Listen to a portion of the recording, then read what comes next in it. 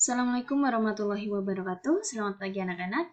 Hari ini kita akan belajar untuk tema 2, subtema 1, pembelajaran yang kelima, yaitu kita akan membahas mengenai proses pernafasan dan tangga nada diatonis minor. Nah, coba kalian amati gambar berikut ini. Ini ada anak sedang membuka jendela pada pagi hari. Kira-kira apa yang dirasakan saat menghirup udara di pagi hari?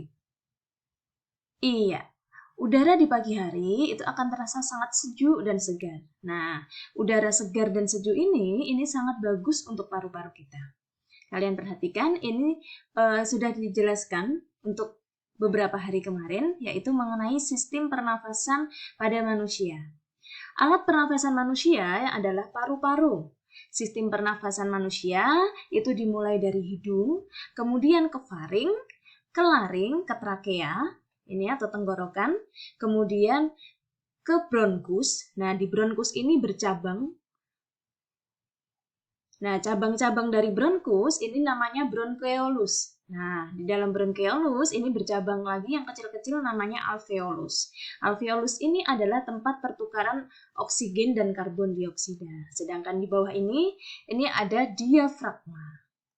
Selanjutnya, proses pernafasan.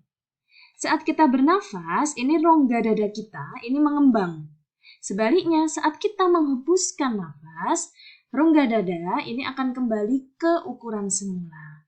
Nah, bernafas ini membutuhkan kekuatan otot juga. Kekuatan otot apakah itu? Nah, kita akan bahas. Bernafas adalah kegiatan menghirup oksigen atau O2 dan mengeluarkan karbon dioksida atau CO2. Nah, bernafas ini membutuhkan kekuatan otot. Otot pernafasan yang utama adalah diafragma. Di manakah diafragma? Diafragma ada di sini. Terdapat di bawah rongga dada dan berbentuk seperti kubah. Kamu perhatikan, ini adalah diafragma. Ini diafragma saat menghirup udara. Sebelah sini, ini diafragma saat mengeluarkan udara atau menghembuskan nafas. Selanjutnya, nah, kita akan belajar mengenai proses pernafasan. Proses pernafasan ini dibagi menjadi dua. Ada proses menghirup udara atau disebut juga dengan inspirasi, dan proses menghembuskan udara atau menghembuskan nafas. Ini dengan istilah ekspirasi. Yang pertama, kita akan pelajari mengenai proses menghirup udara atau inspirasi. Nah, saat menghirup udara, ini udara masuk melalui hidung. Udara disaring oleh lendir, ini salah ya nulisnya, oleh lendir dan rambut hidung. Setelah disaring, maka saat udara itu sudah mulai masuk, diafragma ini berkontraksi menjadi datar. Kalian lihat di sini. Saat menghirup udara atau menarik nafas, diafragmanya berkontraksi menjadi lebih datar. Otot-otot tulang rusuk, ini tulang-tulang rusuknya, ini bergerak ke atas, naik ke atas. Kemudian efeknya adalah paru-parunya menjadi membesar karena menampung udara yang kita hirup. Nah, gas oksigen ini diserap oleh alveolus di paru-paru ini. Ini untuk proses menghirup udara. Nah, bagaimana proses untuk menghembuskan nafas atau membuang udara? Setelah terjadi pertukaran antara oksigen dan karbon dioksida di alveolus, maka udara harus dihembuskan atau harus dikeluarkan udaranya. Udara yang dikeluarkan ini adalah karbon dioksida. Nah, bagaimana proses menghembuskan nafas atau udara? Yang pertama, saat menghembuskan udara atau menghembuskan nafas, itu otot diafragma akan mengalami relaksasi. Kamu lihat di sini. Nah, otot diafragma yang sebelumnya datar ini mengalami relaksasi.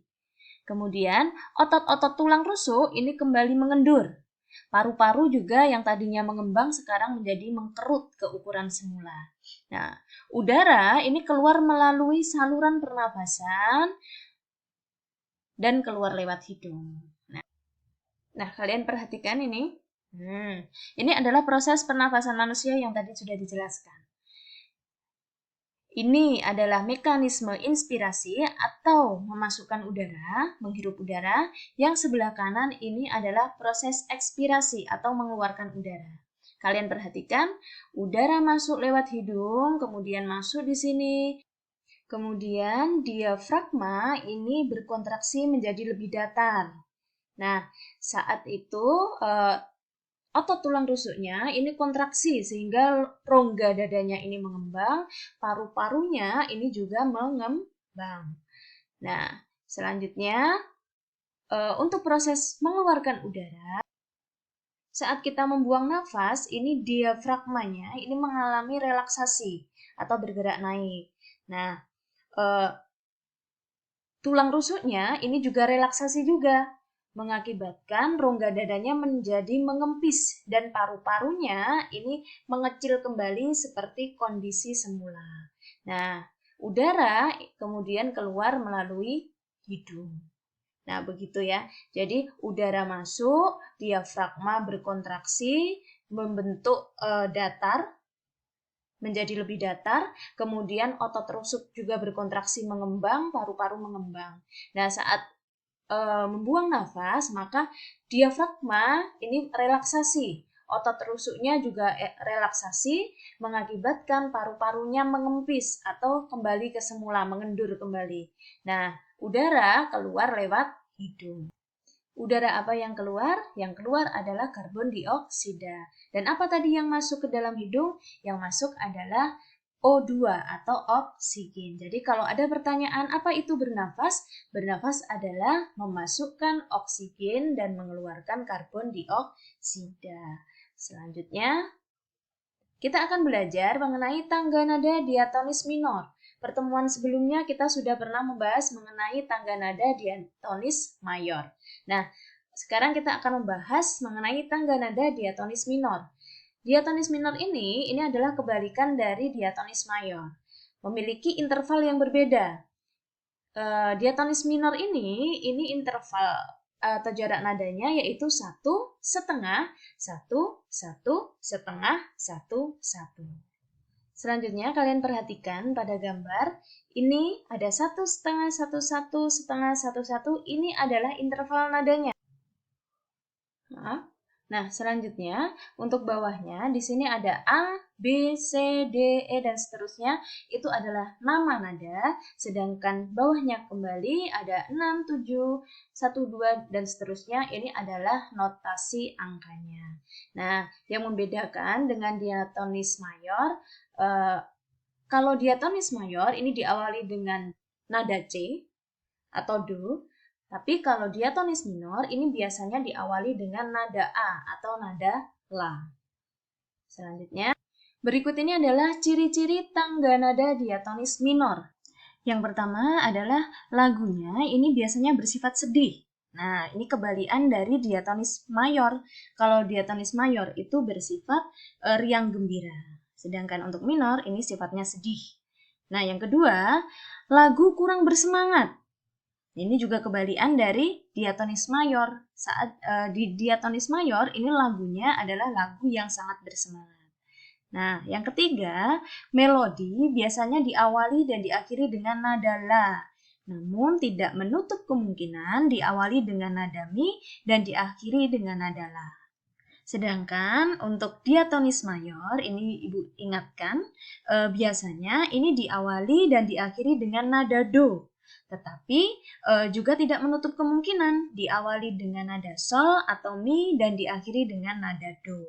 Dan yang terakhir, untuk contoh lagunya, untuk diatonis minor adalah lagu yang sedih dan kurang bersemangat. Ini ada mengheningkan cipta, ada syukur, dan ada gugur bunga. Sedangkan untuk diatonis mayor, dulu juga sudah pernah dijelaskan di beberapa pertemuan sebelumnya, di pembelajaran 2 kalau tidak salah, itu contohnya adalah ada Hari Merdeka, ada Maju Tak Gentar, ada Halo Halo Bandung. Nah, jadi intinya adalah tangga nada diatonis mayor ini sifatnya riang gembira, bersemangat, diawali dan diakhiri dengan nada do biasanya. Kemudian lagu-lagunya juga lagu-lagu yang bersemangat. Sedangkan diatonis minor ini lagunya sedih, kurang bersemangat.